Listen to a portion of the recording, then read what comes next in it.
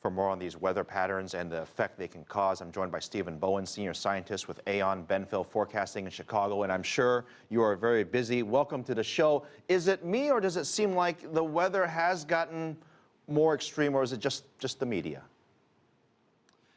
Well, I think the biggest thing, if we're talking specifically about the United States, that it is the winter. So like we're seeing right now in the eastern half of the U.S., it is winter.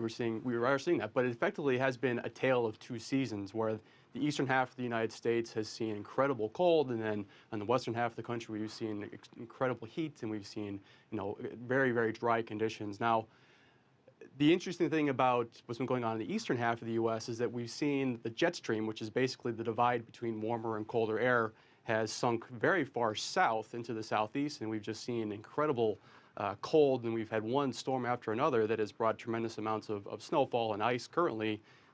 What's happening in parts of Georgia and the Carolinas.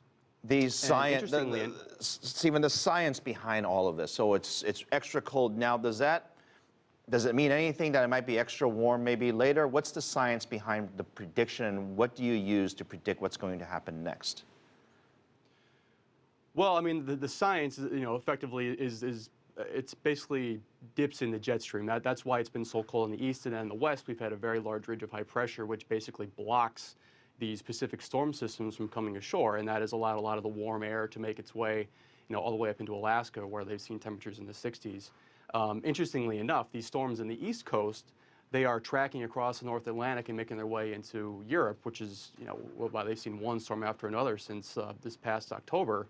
And the level of activity that they've seen, the rainfall has just been incredible, and the level of losses continue to increase, not just in the U.S., but also over in Europe as well. Speaking of losses, does that mean that insurance premiums will go up, because it sounds like the payouts are quite significant that insurance companies have to deal with?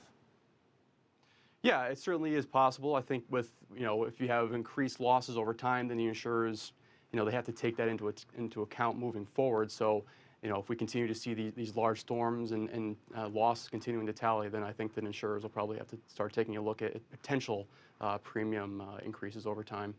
Some people blame deforestation, some people blame global warming. There's all kinds of theories out there, and I'm sure many of them are true. I just want to ask you, what do you think is the cause of these weather events, or is it just something that's just natural? Well, I think it's probably all of the above. Certainly, you look at some of the poor areas, poor countries where deforestation has played a major role. We saw that, in Haiti, where they had the major earthquake there, and they're very susceptible to flooding, and we see that elsewhere in the Philippines and parts of Indonesia. And then, if you want to bring in the climate change / global warming subject as well, I mean, obviously the whole theory behind that is that, the events that happen, they end up being more extreme over time, and then countries have to be more aware of their vulnerabilities to some of these events when they do occur. The economic impact, something that we talk about a lot of times. It's easy to see orange juice prices go up, and we pay more for orange juice at the grocery store. But how do you measure the economic impact, not just to the growers and agriculture, but also to consumers as well? Well, I think there's always the physical damages that are there, but then you look at the current winter weather in the United States, where a lot of the damage hasn't necessarily been to structures. You have the business interruption, where the airline industry, the railroad industry, they've had to shut down because of impossible travel conditions. So a lot of the losses are things that you don't necessarily see, and then obviously that's going to be down the line, you're going to see probably, airlines, having to increase their air ticket fares to, make up for lost revenue from some of these events. Steven Bowen, thank you very much as we prepare for our own winter storm that's hitting the East Coast right now. Thank you very much.